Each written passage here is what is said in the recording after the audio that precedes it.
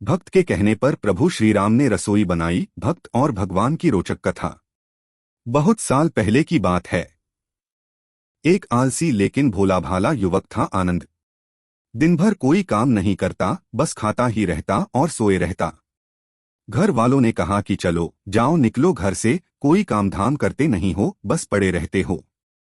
वह घर से निकलकर यूं ही भटकते हुए एक आश्रम पहुंचा।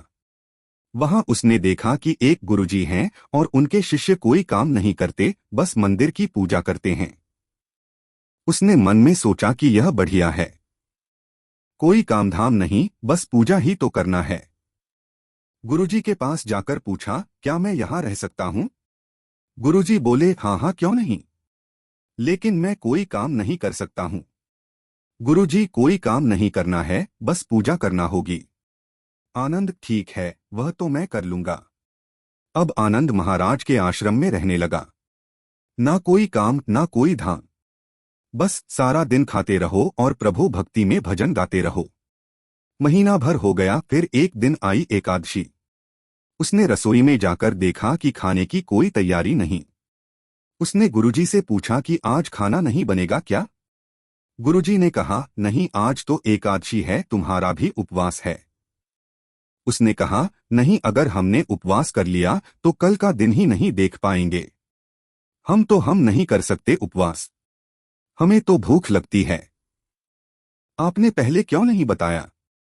गुरुजी ने कहा, ठीक है, तुम ना करो उपवास, पर खाना भी तुम्हारे लिए कोई और नहीं बनाएगा, तुम खुद बना लो। मरता क्या न करता, गया रसोई में। गुरुजी फिर आए, देखो अगर तुम खाना बना लो तो रामजी को भोग जरूर लगा लेना और नदी के उस पार जाकर बना लो रसोई। ठीक है। लकड़ी, आटा, तेल, घी, सब्जी लेकर आनंद महाराज चले गए। जैसे तैसे खाना भी बनाया, खाने लगा तो याद आया कि गुरुजी ने कहा था कि रामजी को भोग लगाना है। लगा भजन गाने, आओ मेरे राम जी भोग लगाओ जी, प्रभु राम आइए, श्री राम आइए, मेरे भोजन का भोग लगाइए। कोई न आया तो वह बेचैन हो गया कि यहाँ तो भूख लग रही है और राम जी आ ही नहीं रहे। भोला मानस जानता नहीं था कि प्रभु साक्षात तो आएंगे नहीं, पर गुरुजी की बात मानना जरूरी है। फिर उसने कहा, देखो प्रभु राम जी, मैं समझ गया कि आप क्यों नहीं आ रहे हैं। मैंने रूखा सूखा बनाया है और आपको तरमाल खाने की आदत है, इसलिए नहीं आ रहे हैं। तो सुनो प्रभु, आज वहां भी कुछ नहीं बना है, सबको एकादशी है, खाना हो तो यह भोग ही खा लो। श्रीराम अपने भक्त की सरलता पर बड़े मुस्कुराए और माता सीता के साथ प्रकट हो गए। भक्त असमंजस में। गुरुजी ने तो कहा था कि राम जी आएंगे, पर यहाँ तो माता सीता भी आई हैं और मैंने तो भोजन बस 2 लोगों का बनाया है। चलो कोई बात नहीं, आज इन्हें ही खिला देते हैं। बोला, प्रभु मैं भूखा रह गया, लेकिन मुझे आप दोनों को देखकर बड़ा अच्छा लग रहा है, लेकिन अगली एकादशी पर ऐसा न करना, पहले बता देना कि कितने जन आ रहे हो। और हाँ, थोड़ा जल्दी आ जाना। राम जी उसकी बात पर बड़े मुदित हुए, प्रसाद ग्रहण करके चले गए। अगली एकादशी तक यह भोला मानस सब भूल गया। उसे लगा कि प्रभु ऐसे ही आते होंगे और प्रसाद ग्रहण करते होंगे। फिर एकादशी आई। गुरुजी से कहा, मैं चला अपना खाना बनाने, पर गुरुजी थोड़ा ज्यादा अनाज लगेगा, वहां 2 लोग आते हैं। गुरुजी मुस्कुराए, भूख के मारे बावला है।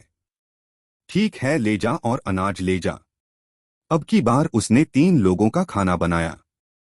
फिर गुहार लगाई, प्रभु राम आइए, सीताराम आइए, मेरे भोजन का भोग लगाइए। प्रभु की महिमा भी निराली है।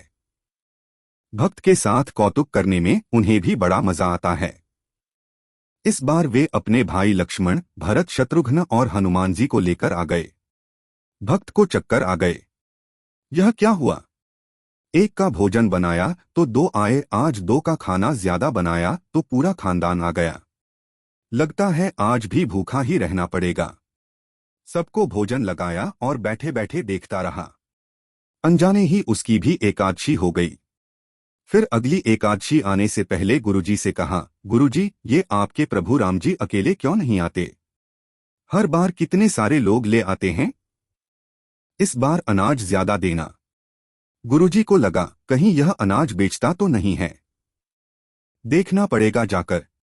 भंडार में कहा, इसे जितना अनाज चाहिए दे दो और छुपकर उसे देखने चल पड़े। इस बार आनंद ने सोचा, खाना पहले नहीं बनाऊंगा, पता नहीं कितने लोग आ जाएं। पहले बुला लेता हूं फिर बनाता हूं। फिर टेर लगाई, प्रभु राम आइए, श्री राम आइए, मेरे भोजन का भोग लगाइए। सारा राम दरबार मौजूद।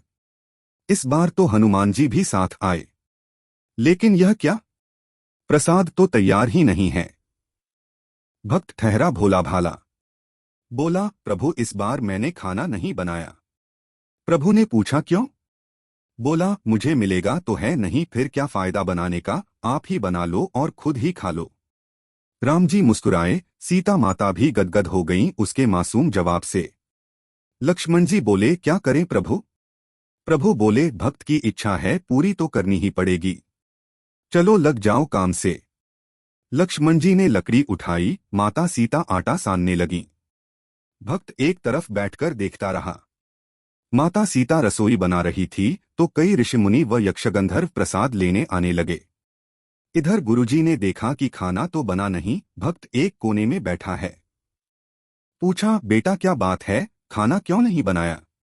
बोला, अच्छा किया गुरुजी आप आ गए, देखिए कितने लोग आते हैं प्रभु के साथ। गुरुजी बोले, मुझे तो कुछ नहीं दिख रहा तुम्हारे और अनाज के सिवा। भक्त ने माथा पकड़ लिया, एक तो इतनी मेहनत करवाते हैं, प्रभु भूखा भी रखते हैं और ऊपर से गुरुजी को दिख भी नहीं रहे, यह और बड़ी मुसीबत है। प्रभु से कहा, आप गुरुजी को क्यों नहीं दिख रहे हैं? प्रभु बोले, मैं उन्हें नहीं दिख सकता। बोला, क्यों? वे तो बड़े पंडित हैं, ज्ञानी हैं, विद्वान हैं, उन्हें तो बहुत कुछ आता है, उनको क्यों नहीं दिखते आप? प्रभु बोले, माना कि उनको सब आता है, पर वे सरल नहीं हैं तुम्हारी तरह, इसलिए उनको नहीं दिख सकता। आनंद ने गुरुजी से कहा, गुरुजी प्रभु कह रहे हैं कि आप सरल नहीं हैं, इसलिए आपको नहीं दिखेंगे। गुरुजी रोने और कहने लगे कि वाकई मैंने सब कुछ पाया, पर सरलता नहीं पा सका तुम्हारी तरह, और प्रभु तो मन की सरलता से ही मिलते हैं। प्रभु प्रकट हो गए और गुरुजी को भी दर्शन दिए। इस तरह एक भक्त के कहने पर प्रभु ने रसोई भी बनाई।